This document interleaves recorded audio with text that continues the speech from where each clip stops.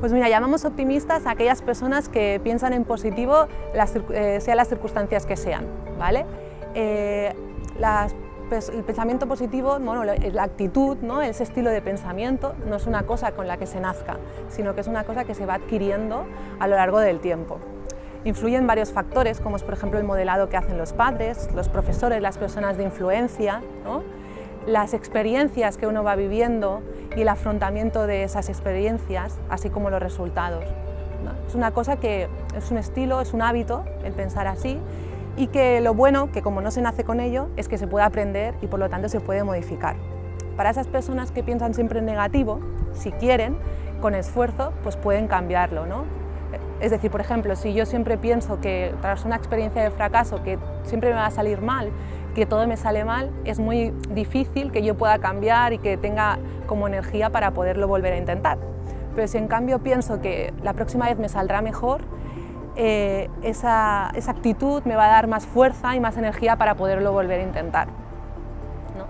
Entonces el pensamiento positivo en sí es muy fuerte, ¿no? Y es muy importante para poder llegar a hacer cosas. Lo que pasa es que sí que hay que tener en cuenta que a veces la vida, igual que hay cosas buenas, pues hay cosas malas y que están fuera de nuestro alcance, ¿no? de control. No podemos tampoco, no solo es pensar, ¿no? Pero por pensar que voy a gustarle a Juan, si me quedo en el pensamiento no voy a hacer que guste a Juan, pero en cambio si me pongo manos a la obra, hago cosas para interesarme por él, hablar con él, pues puede que sí, ¿no?